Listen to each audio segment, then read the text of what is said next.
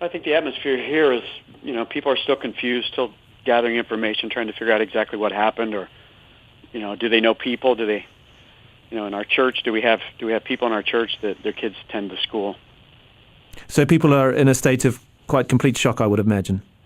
Yeah, very shocking. I mean, I'm still shocked myself. I only found out about the whole thing about an hour ago. And what are people doing there on the streets? Are they being warned to go indoors? I understand that one of the gunmen could still be on the loose. Yeah, I only heard that one time about an hour ago and haven't heard it since. I'm not sure that, I think it's still just people are just still gathering the information, realizing what's going on. So it's not like panic on the streets. Of course, shootings in America, obviously tragic events and make the news, make a lot of headlines here. I'm thinking of the Columbine murders in Denver. Is there any sort of sense how this would compare with that?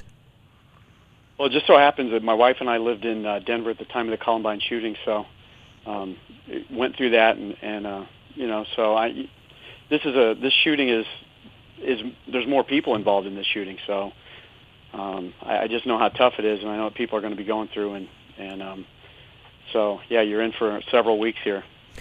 So you've obviously gone through a considerable trauma with the Columbine murders and dealing with what the people of Denver were dealing with then. I mean, how long did it take for you to come to terms with that shooting where so many people died?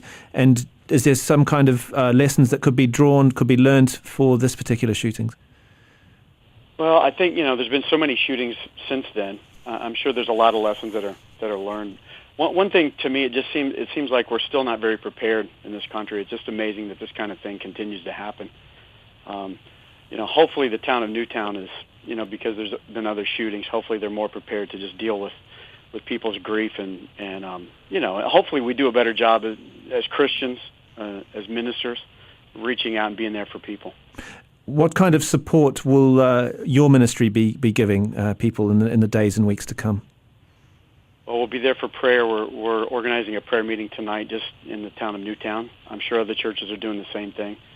So we'll be just offering prayer and trying to be there to comfort people at the hospitals. In my church, I just found out we have one family that had a child there, wasn't hurt.